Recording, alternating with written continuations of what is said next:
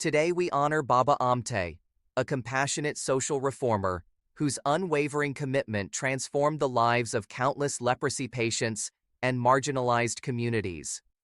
With empathy and tireless activism, he built a legacy of dignity, care, and hope.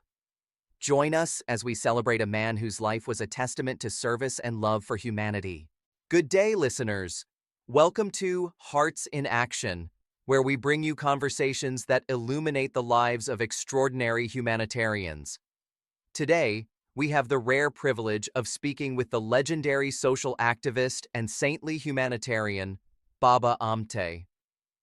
Though he left us in 2008, his spirit and work continue to guide millions. Imagine with me the soft morning light falling on Anandwan, the forest of joy, as we enter into this intimate dialogue with Baba Amte himself. Let us walk through time and hear his story, from a privileged upbringing to a life wholly devoted to the underprivileged.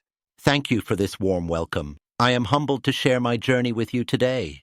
Baba Amte, you were born on December 26, 1914, in Hinganghat, in the Wardha district of Maharashtra, into an affluent Brahmin family. Your father, Devidas Haribaji Amte, was a high-ranking official under the British government. Growing up in privilege, how did you first become aware of the struggles around you? Even as a young boy, I felt a deep sensitivity toward others, despite our wealth. Though I was born into comfort and society's favor, I often disobeyed my family's social norms. I would play with the children of our servants, ignoring the caste and class barriers. My father was at first upset by this, but those early friendships, across social lines, opened my eyes. They planted the seeds of empathy in my heart for the poor and marginalized. So from childhood, you knew the reality of inequality. Britannica notes that you stood out in your family for this empathy even as a child. You were also affectionately called Baba from a young age. How did that name come to stick with you? Baba was simply my childhood nickname, meaning father in Marathi. Over time, it became my identity. People used it out of affection, and I kept it throughout my life. But a name means little compared to the work one does. You went on to study law. After your schooling, you earned a law degree from Hislop College in Nagpur in 1936. As a young man with a flourishing legal practice, did you ever imagine you would one day leave it all behind to serve the underprivileged? Not initially. I set up a successful practice in Nagpur and married Indu Gula Shastri, who later became Sadhanatai in 1946. Yet even in those early years, injustice troubled me. I recall feeling deeply uneasy about the vast gap between the rich and poor. As I once wrote, I was charging 50 rupees for arguing for 15 minutes, while a laborer was getting only 3/4 of a rupee for 12 hours of toil. Every day I witnessed these disparities, and it ate at my conscience. That's a powerful image. 15 minutes of legal work versus 12 hours of labor. It must have weighed on you. Meanwhile, in 1942, you joined the Quit India movement against British colonial rule. Indeed. In 1942, stirred by Gandhiji's call, I left the courts to join the freedom struggle. I mobilized lawyers to defend imprisoned leaders and was even jailed for a short time. Those days brought me closer to Gandhi's ideals. He gave me the title Abhay Sadak, meaning fearless seeker of truth, after I stood up to British soldiers harassing an Indian woman. Even then, I sensed that I needed to dedicate my life to a higher purpose than winning cases. By the mid-1940s, you had married Sadhana, and by 1946, you made a life-changing decision to give up your legal career completely and embrace social service. What motivated that decision? Marrying Sadhana was a blessing. She became my companion and partner in every venture. Around that time, I realized I could not enjoy personal success knowing so much suffering in the world. With Sadhana's support, I chose to relinquish the comforts of the courtroom. Our principle became simple: to serve the poorest, no matter how difficult that might be. Can you tell us about the moment that defined this new path? We've heard about the story of a leprosy patient you encountered. How did that shape your life? That day remains etched in my memory. It was shortly after India's independence, around the late 1940s, at a railway station. I saw a destitute man lying alone. His name was Tulshiram, and he was afflicted with leprosy. At first I was frightened and walked away, but then I felt this undeniable pull to return. I rushed back to him, arranged for a cot, clean clothes and food. We sat together. I spoke with him, listened to his suffering. I knew I could not abandon him. I stayed with Tulshiram until he peacefully passed away. That incident was my turning point. It broke the fear that leprosy once held over me. In that shared humanity, I found my calling. I realized that caring for people like Tulshiram was the true work I must do. You overcame your fear to help him, and that courageous compassion became your mission. Britannica calls it a watershed moment in your life. From that day, you dedicated yourself to leprosy patients, right?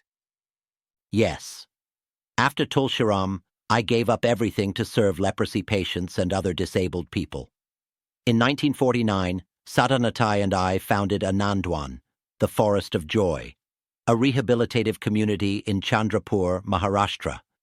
Here, people affected by leprosy could live with dignity, work the land, and rebuild their lives.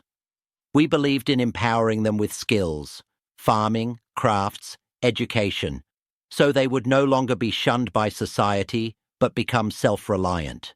Anandwan became a revolutionary model. You treated leprosy not as a hopeless disease, but as a challenge to overcome through care and community. How did people react at first? There was great stigma. In those days, society abandoned leprosy patients, chaining them at homes or banishing them completely. At Anandwan, we offered treatment and also families and work. We emphasized sanitation and education, Gandhian principles. Children learned, adults farmed or made shoes, and everyone had a purpose. Slowly, public perception changed. Soon, we were not just a leprosy colony. Anandwan became a thriving, self-sufficient community embodying the dignity of labor. And you expanded this vision. In 1957, you opened Ashokawan in Nagpur, and about a decade later, you established Somnath in the Tadoba forest, again to rehabilitate leprosy-affected people through agriculture.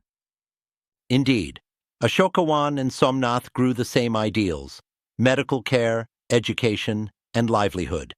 Each project was on government-allocated land and ensured that people could live without stigma. Even our own children, Prakash and Vikas, grew up tending fields alongside others. Everyone pulled together as one big family. In the late 1980s, you took on yet another cause, the environment. You joined Mehta Patkar's Narmada Bachao Andolan to protest the large dam projects. How did that come about? By then, we realized that caring for people also means caring for the land they depend on. The Narmada River was about to be flooded by dams, displacing thousands of tribal families. In 1989, I joined Mehta Patkar and others to speak for these villagers. In a massive rally at Harsud, a town threatened by the waters, I spoke about the injustice of uprooting people from their homes for projects that would benefit only a few.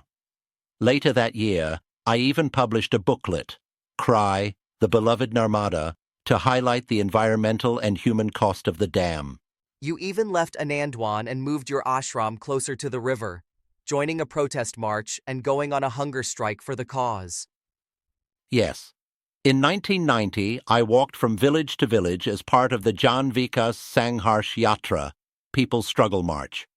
I fasted to raise awareness about sustainable development of the Narmada Basin. It was not just about dams, it was about justice, equity, and respecting nature. This struggle, like our work with leprosy, was rooted in compassion, protecting the land and its people. Throughout your life, Baba Amte, your wife Sadhanatai was by your side as a partner in service. She helped nurse and educate many patients. In fact, newspapers noted she was a role model with compassion for the poor. even joining you in the Narmada protest. Sadhanatai was my strength and inspiration. In those early years, she was often the first to give aid or hold the hand of a dying patient. She once said, "Where there is compassion, God resides." We lost her in 2011, but her spirit lives on. Your sons Prakash and Vikas and their families have continued your work. Britannica notes that Vikas, married to Dr. Mandakini, and Prakash, married to Dr. Bharti, all doctors, are deeply involved in the organizations you established. They, along with your adopted daughters Renuka and Bijli, carry on the mission. Yes, I am blessed to see my family walk this path. Prakash and Mandakini run the Lok Biradari Prakalp in Hemalkasa, serving the Madhya Gond tribal communities with hospitals and schools. Vikas and Bharti continue the work at Anandwan and Somnath. Renuka and Bijli, too, are doctors and social workers. The projects we began, Anandwan, Somnath, Ashokawan, Lok Biradari, have expanded under their care. Truly, your legacy has multiplied. Anandwan itself now serves orphans, people with disabilities, and the marginalized, encompassing education, agriculture, and more.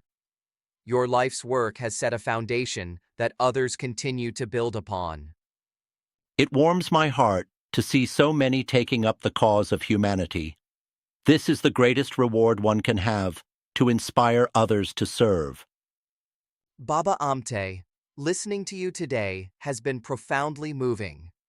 You came from privilege and chose to walk barefoot beside the poorest, teaching us by example that every human life is precious. Your story reminds us that one person's compassion can change countless lives. We are honored that you joined us across time. Your humility, courage, and unwavering love for others shine as a beacon. The generations who follow you will continue to learn from your life. Thank you. Remember, each of us has the capacity to serve. The world becomes better not by what we take, but by what we give. Continue the work in your own way. Anandwan will always echo the laughter and songs of people who found dignity in work and community. Baba, your legacy of service and love truly makes humanity richer. We pledge to carry forward your message of compassion and unity. Thank you, Baba Amte, for your life's example. May we all walk a little further in your footsteps. Namaste. May peace and service be with us all.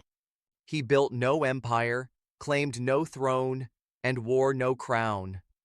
But in a forgotten forest called Anandwan, Baba Amte carved out a kingdom of love, where leprosy patients walked tall, where the blind built bridges, and where the abandoned found not charity, but purpose.